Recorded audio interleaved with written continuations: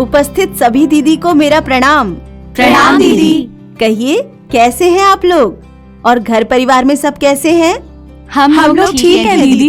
ये तो बहुत अच्छी बात है। क्या आप लोग हमें पिछली बैठक की कुछ मुख्य बातों को बता सकती हैं? जी दीदी, महिलाओं के लिए 10 में से 5 खाद्य समूह का खाना रोज खाना बहुत जरूरी है, खासकर गर्भवती एवं धात्री माताओं को। प्रत्येक दिन गर्भवती माता को 1 अतिरिक्त भोजन और धात्री माता को 2 अतिरिक्त भोजन लेने के साथ ही साथ पौष्टिक नाश्ता लेना भी जरूरी है।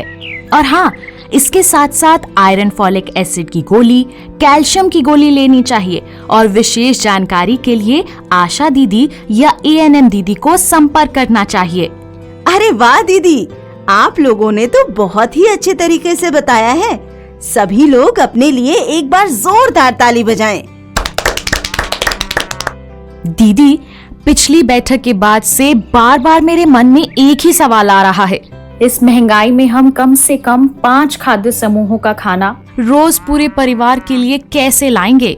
सही कह रही हैं आप दीदी, पर इसका भी बहुत आसान और सरल उपाय है। पर आइए, पहले हम गुणवंती दीदी से जानते हैं कि उन्होंने मीना और खुशबू को विभिन्न खाद्य समूहों का खाना किस प्रकार खिलाया। हुआ यूं कि मैं अपनी बूढ़ी माँ की सेवा के लिए अपने गांव गई थी और सब्जियां महंगी होने के कारण यहाँ मीना खुशबू को मसला हुआ भात और आलू खिलाया करती थी। एक दिन अचानक हमारी दूर की गोतनी आ पहुंची। खुशबू को खाना खिलाते देखकर उन्होंने कहा कि खुशबू की शारीरिक वृद्धि और विकास के लिए भात और आलू पर्याप्त नहीं है। इस तरह वो तो और भी कमजोर हो जाएगी। खुशबू को कई प्रकार के पोषक तत्वों की जरूरत है, जो 7 में से कम 4 आहार समूह का भोजन करके ही मिलेगा। पोषण बगीचा लगाकर तरह तरह के फल और सब्जियों को आसानी से प्राप्त किया जा सकता है। साथ ही उन्होंने ये भी कहा कि उनके गांव में तो जीविका की मदद से घर घर पोषण बगीचा है। जब मैं वापस आई तो मीना ने सारी बातें बताई। फिर हम दोनों ने मिलकर अपने घर में भी पोषण बगीचा लगाया। इससे हमें साल भर पौष्टिक साग सब्जियां भी मिल जाती हैं और पैसों की बचत भी हो जाती है। पोषण बगीचा वो क्या होता है? जरा हमें भी विस्तार से बताइए ना। पोषण बगीचा माने घर या घर के आसपास की जमीन पर लगाई गई फल और सब्जियों का बगीचा, जिसमें हरी पत्तेदार साग सब्जी, लाल और पीले फल एवं सब्जियां और मौसमी फल सब्जियां उपजाई जाती हों। लेकिन हरी पत्तेदार साग सब्जी, लाल और पीले फल एवं सब्जियां और मौसमी फल सब्जियों से बच्चों को क्या फायदा होगा दीदी? पोषण बगीचा से बच्चों को तो फायदा होगा ही, साथ ही साथ पूरे परिवार को भी फायदे होंगे। जैसे घर के सभी सदस्य, विशेषकर गर्भवती माता, धात्री माता और बच्चे हरी पत्तेदार साग सब्जी खा पाएंगे, जिससे कि वो खून की कमी अर्थात एनीमिया से बच पाएंगे। लाल पीले फल और सब्जी भरपूर मात्रा में खा पाएंगे। इससे इनके शरीर को भरपूर मात्रा में विटामिन ए मिलेगा, जिससे वो रतौंधी एवं और भी कई बीमारियों से बच सकते हैं। मौसमी फल सब्जियों से सर्दी, खांसी, जुकाम आदि से बच पाएंगे। अच्छा, तो पोषण बगीचा लगाना इसलिए जरूरी है? इतना ही नहीं, और भी बहुत सारे फायदे हैं पोषण बगीचा के। जैसे पूरे परिवार के लिए साल भर ताजी सब्जियां और फल उपलब्ध हो जाता है, जिससे कि हम रासायनिक और कीटनाशक दवाई के उपयोग से बच जाते हैं। आहार विविधता अर्थात महिलाओं को 10 में से 5 और बच्चों को 7 में से 4 आहार समूह आसानी से दिया जा सकता है। बाजार से सब्जी फल लाने की परेशानी से तो छुट्टी मिलती ही है, साथ में पैसों की बचत भी होती है। सही कहा आपने, लेकिन पैसे कैसे बचेंगे दीदी? थोड़ा बताइए ना। अरे दीदी, जब हम विभिन्न प्रकार के फल और सब्जी खाएंगे तो हमारे शरीर में रोगों से लड़ने की क्षमता बढ़ेगी, हम बीमार कम पड़ेंगे और डॉक्टर को जाने वाला पैसा बच जाएगा।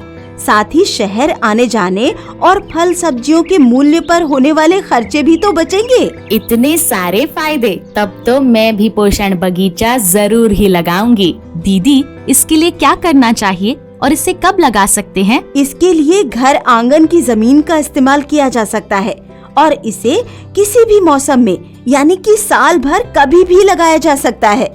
लेकिन जिनके पास जमीन नहीं है वो कैसे लगाएंगे पोषण बगीचा? जिनके घर में या आसपास जमीन नहीं है वो अपने घर के छत पर पुराने बोडे, गत्ते, प्लास्टिक के डिब्बे, टूटी फूटी बाल्टी, गमले में भी मिट्टी भरकर पोषण बगीचा लगा सकते हैं। और इस बगीचे में हम क्या क्या लगा सकते हैं दीदी? इसमें हम विभिन्न प्रकार के हरे पत्तेदार साग जैसे पालक, बथुआ, चौलाई, मेथी, पुदीना, सरसों आदि लगा सकते हैं। साथ ही लाल पीले फल और सब्जियां जैसे पपीता, केला, कोहड़ा, गाजर, टमाटर लगा सकते हैं। अन्य सब्जियां या अन्य फल जैसे कद्दू, नेनुआ, गोभी, खीरा, अमरूद, नींबू, आंवला भी लगा सकते हैं। अब तो हम सभी लगाना चाहेंगे पोषण बगीचा। बताइए इसके लिए हमें क्या करना होगा? पोषण बगीचा लगाने के लिए कुछ और भी जरूरी बातें हैं, जैसे सिंचाई का सही प्रबंध करना। इसके लिए हम घर में उपयोग किया पानी जैसे चावल या सब्जी का धोया हुआ पानी भी उपयोग कर सकते हैं। घर में ही उपलब्ध सूखे पत्ते, गोबर, सब्जी एवं फलों के छिलके से बनाए गए खाद का उपयोग कर सकते हैं। समय समय पर बागीचे के आसपास की सफाई और पौधों के आसपास की घास को हटाना भी जरूरी है। एक छोटा सा नर्सरी तैयार करना जिससे कि अगले मौसम में लगाए जाने वाले पौधे बिना खर्च के तैयार हो सकें। और इसकी अधिक जानकारी के लिए आप अपने ग्राम संगठन के वीआरपी से भी मदद ले सकते हैं। तो दीदी अब आप बताएं कि पोषण बगीचा के बारे में आपने क्या क्या सीखा? पोषण बगीचा हर घर में होना चाहिए क्योंकि इसके बहुत सारे फायदे हैं, वो भी बहुत कम खर्च में।